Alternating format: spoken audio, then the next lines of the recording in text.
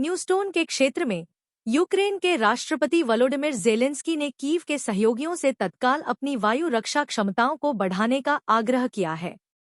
उनकी याचिका रूस के लगातार हमले के मद्देनजर आई है, जिसमें इस महीने 130 मिसाइलों का प्रक्षेपण, 320 से अधिक हमलावर ड्रोन की तैनाती और यूक्रेनी धरती पर लगभग 900 निर्देशित बम छोड़े गए हैं।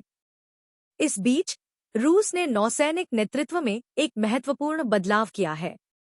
एडमिरल अलेक्जेंडर मोइसेव को अपने पूर्ववर्ती एडमिरल निकोलाई येवमेनोव की जगह रूसी नौसेना के कार्यवाहक कमांडर इन चीफ के रूप में नियुक्त किया गया है। बाद वाले को काला सागर बेड़े पर बार बार यूक्रेनी हमलों के कारण बर्खास्त कर दिया गया था। फरवरी 2022 में रूस के पूर्ण पैमाने पर आक्रमण की शुरुआत के बाद से यूक्रेनी बलों ने 2 दर्जन से अधिक रूसी जहाज़ों को नष्ट करने का दावा किया है।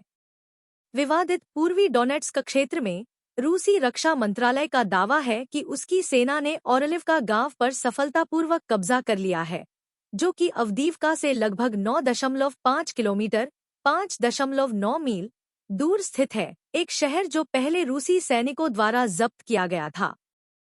हालांकि यूक्रेनी जनरल स्टाफ का कहना है कि उनकी सेना ने ओरलिवका के आसपास रूसी सेना के 9 हमलों को नाकाम कर दिया है। बढ़ते तनाव के बीच बेलगोरोड के गवर्नर व्याचेस्लाव ग्लैडकोव ने चल रही यूक्रेनी गोलाबारी के कारण सीमा क्षेत्र से लगभग 9,000 बच्चों को निकालने की योजना की घोषणा की है।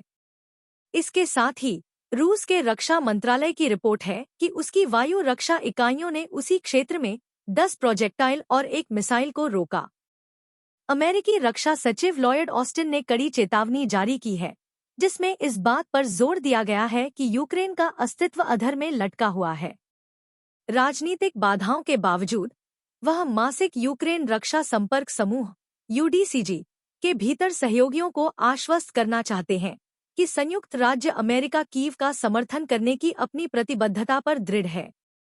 $60 बिलियन का फंडिंग पैकेज, जो वर्तमान में रिपब्लिकन द्वारा रुका हुआ है, इस अटूट समर्पण को रेखांकित करता है। यूक्रेन के विदेश मंत्री दिमित्रो कुलेबा सक्रिय रूप से नाटो सदस्यता की दिशा में एक महत्वपूर्ण कदम उठा रहे हैं।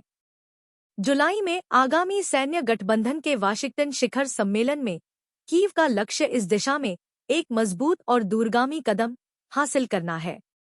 रूसी राष्ट्रपति व्लादिमीर पुतिन ने सोवियत काल KGB के मुख्य उत्तराधिकारी संघीय सुरक्षा सेवा (FSB) को यूक्रेन पर आक्रमण के कारण लगाए गए पश्चिमी प्रतिबंधों पर काबू पाने में रूसी कंपनियों की सहायता करने का निर्देश दिया है। मई में पुतिन चीनी राष्ट्रपति शी जिनपिंग के साथ बातचीत के लिए चीन जाने वाले हैं। अंतर्राष्ट्रीय ओलंपिक समिति (IOC) ने फैसला किया है कि पेरिस 2024 ओलंपिक के उद्घाटन समारोह के दौरान रूसी और बेलारूसी एथलीटों की परेड में भाग नहीं लेंगे। यूक्रेन पर मॉस्को के पूर्ण पैमाने पर आक्रमण के कारण ये एथलीट अपने झंडे और राष्ट्रगान के बिना व्यक्तिगत तटस्थ एथलीट (AIN) के रूप में प्रतिस्पर्धा करेंगे। इसके अतिरिक्त सैन्य खरीद एजेंसी में एक जर्मन अधिकारी, जिसकी पहचान थॉमस एच के रूप में की गई है, पर रूस को गुप्त जानकारी देने का प्रयास करने का आरोप लगाया गया है। इस बीच यूक्रेन के कमांडर इन चीफ ओलेक्जेंडर सिर्स्की ने कीव को संख्यात्मक रूप से बेहतर रूसी सेनाओं पर बढ़त दिलाने में ड्रोन के रणनीतिक महत्व पर जोर दिया। जर्मनी के रक्षा मंत्री बोरिस पिस्टोरियस ने यूक्रेन के लिए 500 मिलियन यूरो के सहायता पैकेज की घोषणा की, जिसमें 10,000 राउंड गोलाबारूद भी शामिल है। कनाडा के रक्षा मंत्री बिल ब्लेयर ने यूक्रेन के लिए तीसरे देशों से 800,000 तोपखाने के गोले खरीदने के उद्देश्य से चेक के नेतृत्व वाली पहल के लिए 40 मिलियन कनाडाई डॉलर से अधिक देने का वादा किया। यूक्रेनी प्रधानमंत्री डेनिस श्मिहाल ने उम्मीद जताई कि अप्रैल में शुरू होने वाले युद्ध के मैदान में रूसी सैनिकों को पीछे हटाने के लिए देश के पास पर्याप्त गोलाबारूद होगा। इसके अतिरिक्त यूरोपीय संघ के विदेश नीति प्रमुख जोसेप बोरेल ने प्रस्ताव दिया कि यूरोपीय संघ यूरोप में जमे हुए रूसी संपत्तियों से राजस्व का 90% यूक्रेन के समर्थन में हथियारों के वित्तपोषण के लिए यूरोपीय संघ द्वारा संचालित कोष में आवंटित करेगा। यूरोपीय संघ के बाहर के स्रोतों से इन महत्वपूर्ण आपूर्तियों को खरीदने की पहल की घोषणा करने के तुरंत बाद चेक गणराज्य यूक्रेन को हजारों अतिरिक्त तोपखाने गोले देने के लिए तैयार है।